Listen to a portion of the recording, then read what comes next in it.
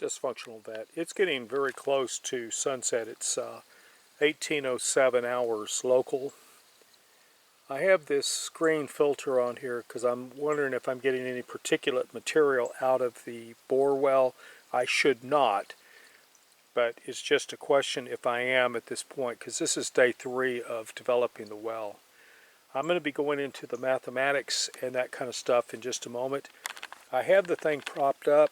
I've been taking measurements both with a string and with a tape measure. The string and the tape measure, the string doesn't have graduations on it, the tape measure does, but they're accurate enough that I can drop the string down there because it won't tangle onto the side of it. I can measure the depth. I can pull the string out and then measure it against the tape measure with accuracy. And if somebody wants to see how that's done, I'll make a video on that. Leave a comment. I'm trying to get this where you can see it. My pressure is just under 50 psi. I calculated the downhole pressure a moment ago and it should be about 50 psi, maybe as high as 59, just kind of ballparking it. And I'm getting the water to come up about every 50 seconds or thereabouts. And in just a moment I'm going to be going into the mathematics of what I'm doing. Alright, we're going to turn it to 60.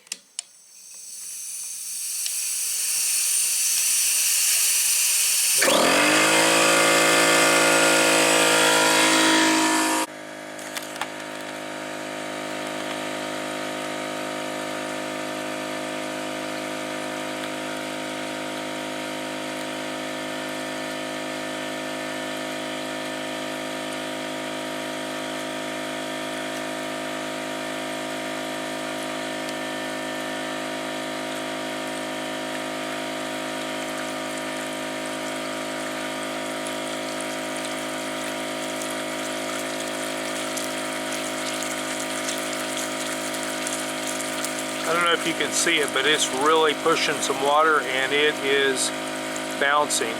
That's at 60 pounds.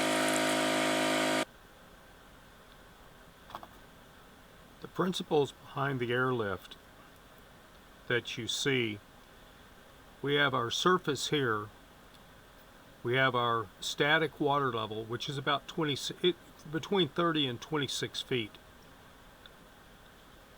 It has been as high as 13 feet right after his first board, but it now sits pretty much at 26 every morning. We go from surface down to the bottom, a distance of 94 feet, and we have 20 feet of well screen. We drop the airlift down inside here, and then we push air in.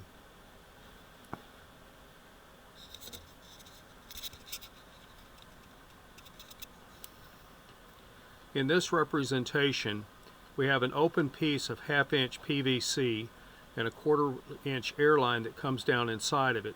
It comes down, this PVC was actually bored at a very steep angle, almost about 60 to 80 degrees, and there's a loop on the outside of it, if you remember we're looking at that video, and it shows this loop, and then it goes inside, and this loop comes up about a foot inside the pipe. And the reason being is because the pickup where it's pulling the water in is right down here, and we don't want to put the air right in there so that this column of water up here has an opportunity to push some of the air out into the bore. We want, it's the annulus. What we want is we want all of the air inside the pipe so it builds up an air bubble, and it essentially acts like a geyser and it pumps the water up. I'm running, again, that gauge that you see in the video is not absolutely accurate. It's just kind of an indication. It's close enough. And the poppet on that compressor is not adjustable enough to get this thing down to where I can get sort of a continuous flow of water. However, I'm pushing about 50 pounds of air down there. I'm getting about 50 psi of water coming up. I have about 50 pounds down hole. So between pushing the pressure in, the pressure here, eventually I build a big enough bubble inside the half-inch tubing, and the water boils up because the water outside of the airlift tubing adds a resistance against this air being able to escape out, and the open top of the tube prevents the air from building up a bubble inside this thing and picking up the tube. If this tube was fairly light and I was able to put enough air into it at a high enough rate, it would physically lift this tube, because the air inside this tube, which would have a resistance against the sides, would be less than the weight around it, and it would float just like a boat. I hope you understand what I'm saying on that. Okay, now let's look at the calculations. What we have here is pi r squared times the height is going to give me the volume of my casing.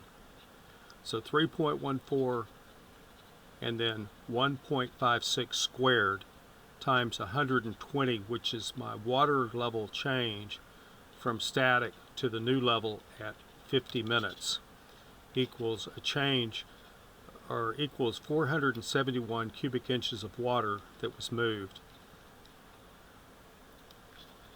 231 into 471 gives us 2 gallons, or every foot of casing is about a quarter gallon.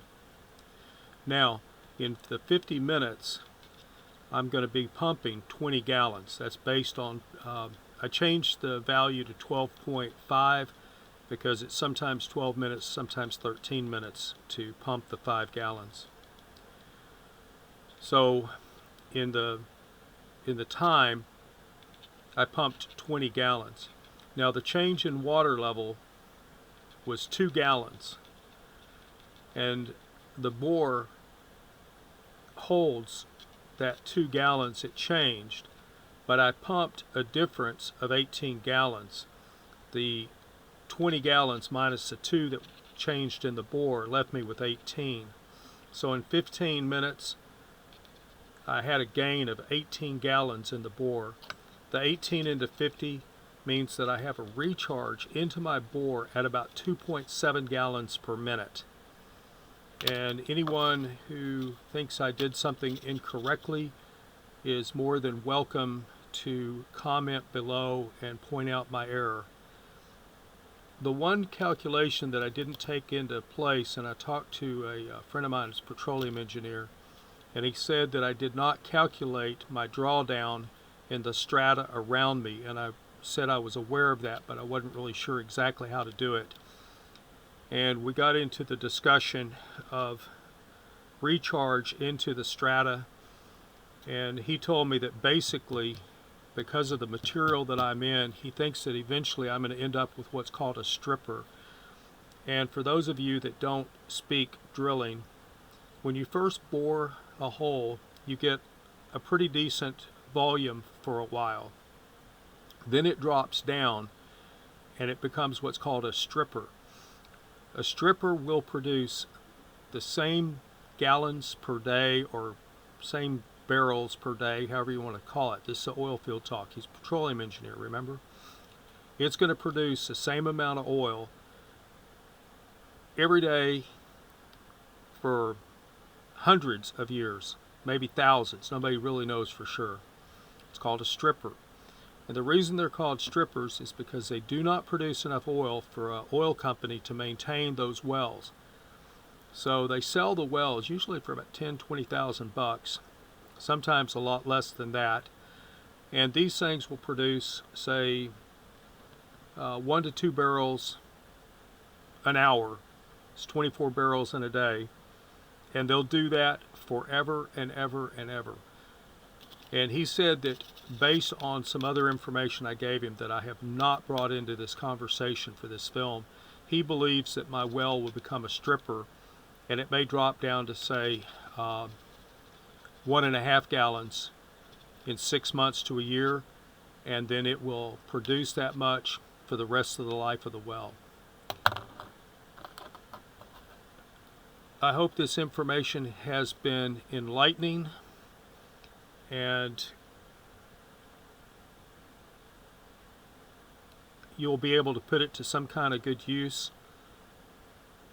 When drillers come out and drill a well, a lot of times they're not going to tell you all this good stuff. They're going to tell you it produces X amount per minute, and they leave the people with the idea that it's going to always produce that much. And generally speaking, it probably will produce very close to it.